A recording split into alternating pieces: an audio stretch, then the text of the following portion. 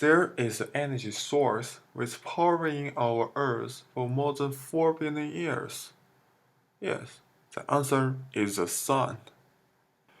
For a square meter, it receives more than 1000 watts of solar energy, and the energy receiving for surface area of the Earth for 1 day is equal to the energy demand of the world for 1 year. Therefore, the challenge here is how to capture those energy. Now we are going to introduce you 3 types of most common use of solar energy. One of the simplest forms of solar usage and energy efficiency is passive solar.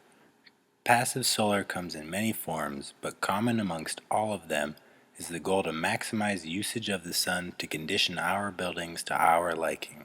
For better or for worse, all buildings absorb heat from the sun, but through certain design we can harness the energy and direct it to areas of our choosing.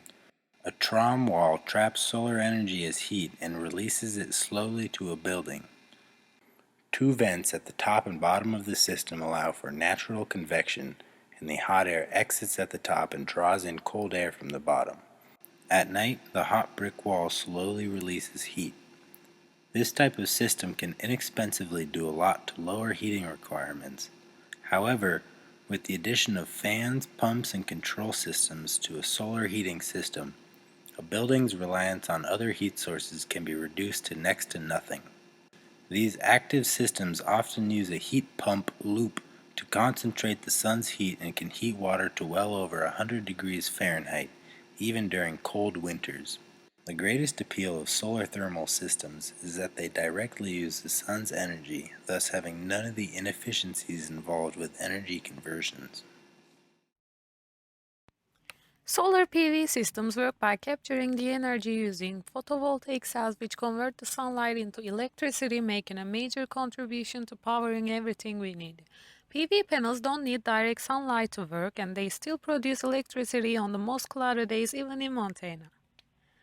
The sun shines to PV panels and create a direct current electricity.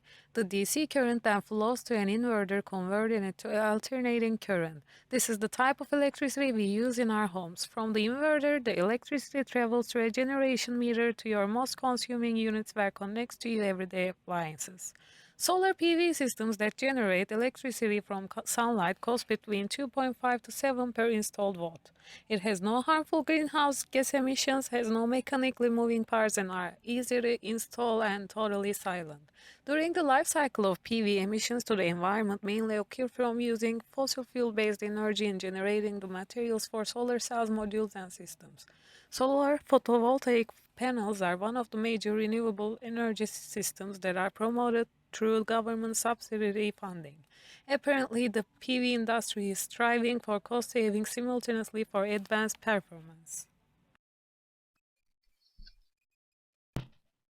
Concentrated solar power is a system that generates solar power by using mirrors or lenses to concentrate a large area of solar thermal energy to a small area which can be used to generate electricity. The three main systems of CSP are power towers, parabolic system, and dish engine. Major locations of CSP include states like Arizona, Texas, and Oklahoma in the United States, and countries like UAE and Spain. A single CSP plant can produce 250 megawatts of electricity, powering about 90,000 homes. For the solar energy, there's still many challenges in us to figure out. First of all, that we need to improve the efficiency of the solar panel that will result in less space consumptions. The next challenge is how to storage the solar energy. As we all know, the output of solar energy is not constant. Therefore, we need to storage energy and use the energy when we want to.